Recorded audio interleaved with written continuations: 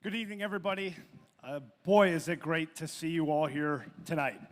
I know we timed it kind of poorly with the Minnesota Vikings playing tonight, so we'll try to keep the schedule prompt. If I hear some Skol chants going during the talks, we're okay with that. But I'd like to start my short segment here tonight by asking a question, and I'd like to see hands raised. How many of you here know someone that is battling ulcerative colitis or Crohn's disease? Look around. If I would have asked that question 10 years ago when I was diagnosed, I think there would have been a couple hands. And the reason I know that is because when I would tell people I had ulcerative colitis, they would look at me like I was a foreign alien. Now, ulcerative colitis and Crohn's disease are categorized as inflammatory bowel disease. And it comes as no surprise that so many hands were raised tonight because inflammatory bowel disease is an illness that is increased in prevalence faster than many other diseases. In fact, a study that was published in July said that 1 out of 100 US adults suffer from inflammatory bowel disease. 1 out of 100. In 7 years, that number is supposed to grow 140%. Think about that. The question for you is, what does that mean for you? What does that mean for your kids? What does that mean for your spouses? What does that mean for your loved ones, your friends, your coworkers? As you reflect on that, I can tell you what it means for me. So again, I said 10 years ago, I had a mild diagnosis of ulcerative colitis. I was playing football for the Gophers. And in a couple short months, my diagnosis became extremely severe, to the point where I was having 30 bowel movements a day, the lining of my intestine coming out in the toilet, blood. I lost almost 100 pounds, couldn't eat, couldn't sleep. I whittled away to virtually nothing. And I tried every sort of treatment and drug and therapy out there. Nothing was working. Until I was connected with the University of Minnesota Microbiota Therapeutics program. Now this program was on the cutting edge. They were pioneers in the microbiome research world. And they were doing what's called fecal transplants. Some of you may have heard of that. Basically, the short story of that is you're taking donor material, extracting microbes, and transplanting that into a recipient. It made sense to me as I was battling and doing all these different drugs.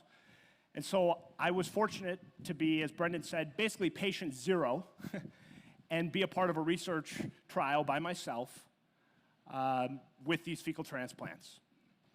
And ladies and gentlemen, what I saw with the treatment with these fecal transplants was incredible. It was inspiring. And as a sick patient, it gave me immense hope. Hope that I wouldn't have to have expensive pharmaceuticals the rest of my life. Not to mention, there was healing. Fast forward, right? 2015, 8 years ago, I founded Achieving Cures Together because of that experience. And we were very deliberate in the naming of Achieving Cures Together in that it was going to take a team. This was going to be a team approach in order to really accomplish and find cures. That's why the together was so important. So that seed was planted 8 years ago. I like to use the seed reference here in this beautiful winery. We fertilized, we watered, we nurtured that seed.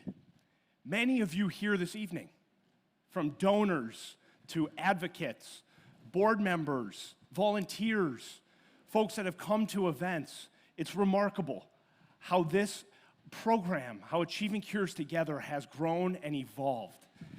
And you're going to hear in a few short minutes some of the research highlights, what's happening with ulcerative colitis, what's happening with food allergies, what's happening with autism.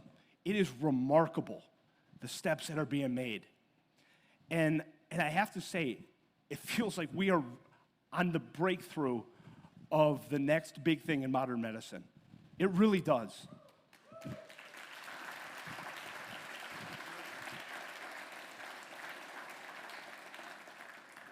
So back to my question, what does this mean to you?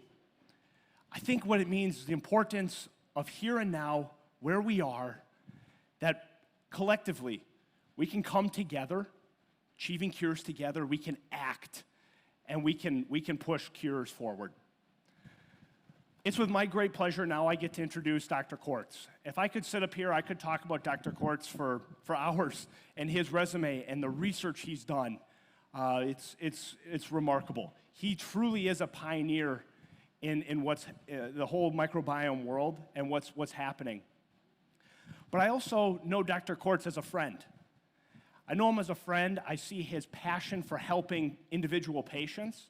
I see his empathy. And he truly is a leader in this entire field. I remember when I early days of meeting Dr. Kortz, he told me, this is all worth it if he helps treat one person.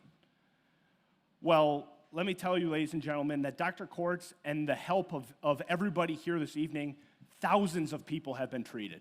Thousands. And so it's with my great pleasure, I'd like to introduce Dr. Alexander Kortz.